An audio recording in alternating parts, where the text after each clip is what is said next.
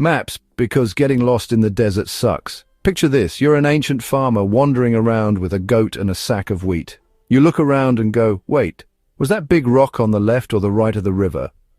Boom, you're lost and your goat is not impressed. Enter maps, humanity's way of saying, let's stop guessing and start drawing squiggly lines that hopefully make sense. But who actually thought of maps first? Was it some bored Babylonian with a stick and too much free time? Or maybe an Egyptian trying to find his pyramid again? Spoiler, it wasn't Google. Maps didn't start out like the ones you hang in classrooms. No colourful countries, no GPS voices yelling, recalculating. The first maps were basic, symbolic, and sometimes a little wrong. Like the world is a big circle with us in the middle and monsters at the edges kind of wrong, but they were revolutionary. Maps helped empires expand, traders navigate, and kings tax people who didn't want to be taxed. And it all started thousands of years ago with a few curious humans who just wanted to know where the heck they were.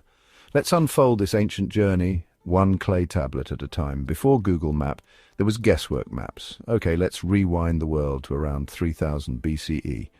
No cities buzzing, no highways, no pizza delivery. Just rivers, deserts, forests, and a lot of people trying not to die. Imagine you're a tribal chief somewhere in Mesopotamia, modern-day Iraq, and your neighbor keeps accidentally farming on your land. You want to prove it's yours, but there's no photo evidence, no drones. So, what do? Draw it in the dirt. This is how the first maps were born, not to explore the world, but to show who owns what. Early maps were like ancient receipts. Here's my field, there's your goat, stay off my barley. Now zoom out. Ancient civilizations were popping up like rival clans in a survival video game. Mesopotamians were busy building ziggurats and organizing cities. Egyptians were managing the Nile floods and measuring land every time the water messed it up. Indus Valley folks had advanced city planning and maybe even gridded streets. Over in China, people were starting to shape empires with walls, canals, and very early maps. But remember, people didn't want maps because they were curious. They wanted maps because they were tired of getting lost, tricked, or invaded. Maps were power. If you could draw your world, you could own it, rule it, or sell it. And while most of the world was still pointing at stars and hoping for the best, some geniuses started scratching out the earliest known blueprints of Earth. Next up, who made the first maps? What did they look like? And why some of them put dragons near the edges. From clay tablets to cosmic cartography, humanity draws the line. Literally. All right, now we're getting to the juicy part. So who actually invented the first map? Let's start with the Babylonians, because these guys weren't just drawing stick figures in the sand, they were carving maps into clay tablets around 2300 BCE. Babylon, the OG cartographers. Archaeologists found what's widely believed to be the oldest known map, a clay tablet from the city of Nuzi, modern-day Iraq, showing land plots with markings, labels, and lines. Translation: this land is mine, that land is yours, and no, you can't borrow my ox.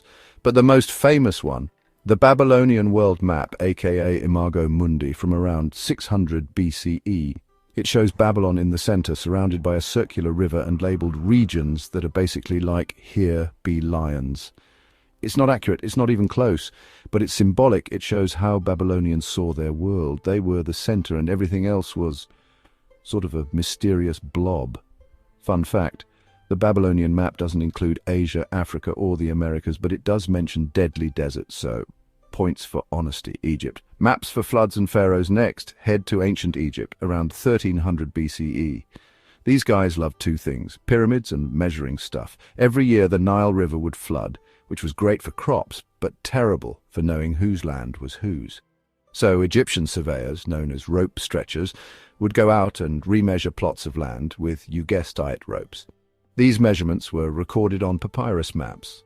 One famous example is the Turin papyrus map, c. 1150 BCE, which is actually the oldest known topographical map.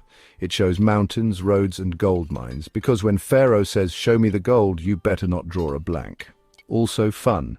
Egyptian maps used color codes, black for mountains, pink for roads, and so on. So yes, they were basically using ancient highlighters, India and the Indus Valley. Grids before grids were cool. Meanwhile, in the Indus Valley, modern-day Pakistan and northwest India, cities like Mohenjo-Daro and Harappa were rocking gridded layouts and sewer systems around 2500 BCE. While no maps have been found from them directly, their planning suggests that mapping was essential to their engineers. You can't build straight roads and perfect water drains without some kind of map, right? So, while we haven't found a map from them, we're pretty sure some ancient civil engineer was holding a piece of palm bark muttering, "Why does this street not line up?" Ting! China, mapping the Middle Kingdom. Over in ancient China, maps show up around 700 BCE in the Zhou dynasty. The Chinese were already thinking big mapping, not just land, but also stars and celestial patterns. The Chinese believed they lived in the Middle Kingdom, surrounded by barbarians. So early maps placed China smack in the center, sensing a theme here.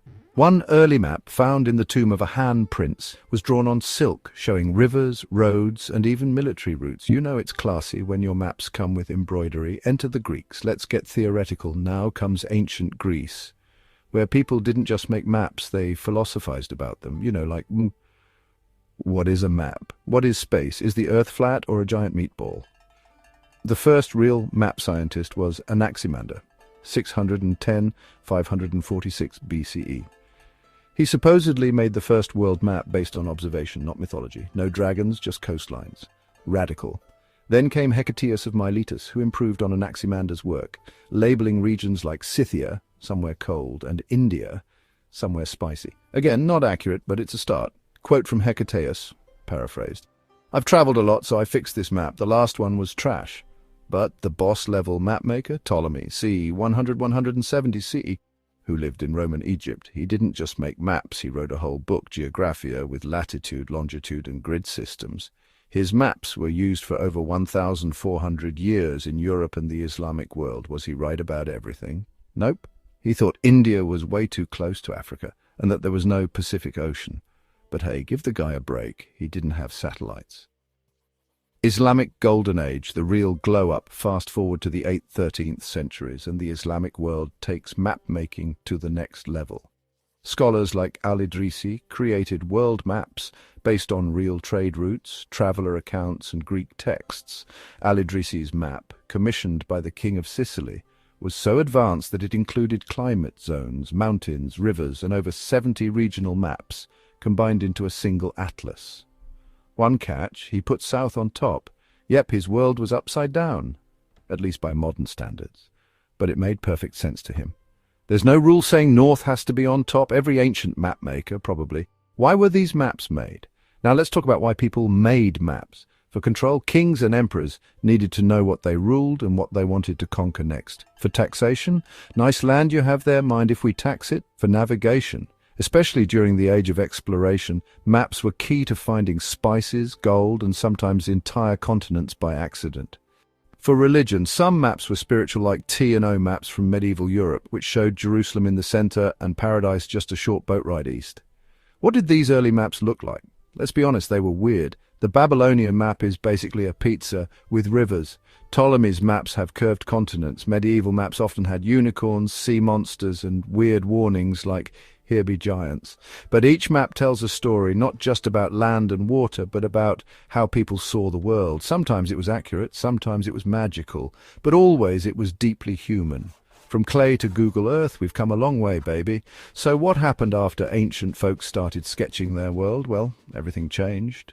Maps didn't just help kings tax their people or armies conquer new lands. They helped civilizations understand the world beyond their village, connect continents, and eventually circumnavigate the globe. Thanks to maps, empires grew, Rome expanded, China built roads, Islamic scholars connected Africa to Asia, and when Europeans like Columbus stumbled into the Americas thinking they were in India, guess what they used? Yup, maps, bad ones, but still. Even religious maps shaped thought like medieval Christian maps with Jerusalem at the center, or Buddhist cosmologies with Mount Meru as the middle of everything. And over time, maps got better.